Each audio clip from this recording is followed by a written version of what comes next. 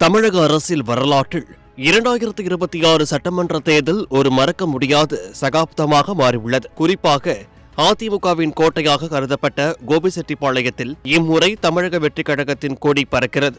மூத்த தலைவர் KS செங்கோட்டையன் தனது புதிய அரசியல் பயணத்தில் ஒரு பிரம்மாண்ட வெற்றியை பதிவு செய்து அரசியல் வட்டாரத்தில் நிலவும் வெற்றி சென்டிமெண்ட் மீண்டும் நிரூபித்துள்ளார். அரசியல் அனுபவம் கொண்ட செங்கோட்டையன் 2025 அதிமுகவில் இருந்து வெளியேறி நடிகர் விஜயின் தமிழக வெற்றிக் கழகத்தில் இணைந்தபோது அது ஒரு மிகப்பெரிய விவாத பொருளாக மாறியது. தவேகாவின் நிர்வாகக் குழுவின் தலைமை ஒருங்கிணைப்பாளராக பொறுப்பேற்ற அவர் கட்சியின் கட்டமைப்பு வலுப்படுத்துவதில் வேகத்துடன் செயல்பட்டார். தனது வெற்றியை தலைவர் விஜய்க்கு அவர் சமர்ப்பித்துள்ளார்.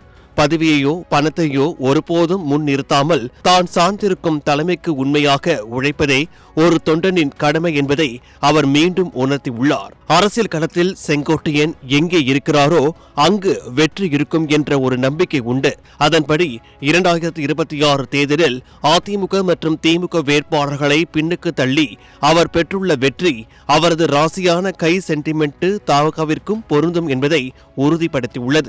இந்த சென்டிமெண்ட் என்பது வெறும் அதிர்ஷ்டம் மட்டுமல்ல, தொகுதி மக்களிடம் அவர் வைத்துள்ள நெருக்கமான தொடர்பு மற்றும் இடைவிடாத களப்பணியாகும். செங்கோட்டையனின் அசைக்க முடியாத கோட்டையாக கோபிச்செட்டிப்பாளையம் தொகுதியை தக்க வைத்துக் கொண்ட செங்கோட்டையன் 2026 தனது செல்வாக்கை நிரூபித்துள்ளார். தொகுதியில் உள்ள ஒவ்வொரு குடும்பத்தினுடனும் அவர் வைத்துள்ள நேரடி தொடர்புதான் அவரது மிகப்பெரிய பலம். ஒரு மூத்த அமைச்சராக இருந்த போதிலும் சாமானிய மக்களுடன் எளிமையாக பழகும் அவரது பண்பு தவேகாவின் இளம் தொண்டர்களையும் வெகுவாக கவர்ந்துள்ளது. அவர் செய்த மக்கள் நலத்திட்டங்களும் தவேகாவின் புதிய மாற்றத்திற்கான முழக்கமும் இந்த வரலாற்று வெற்றியை சாத்தியமாக்கியுள்ளது. அரசியலில் விசுவாசம் மற்றும் உழைப்பு ஆகிய இரண்டும் இருந்தால் எந்த சூழலையும் வெல்ல முடியும் என்பதற்கு செங்கோட்டையன் ஒரு உதாரணம்.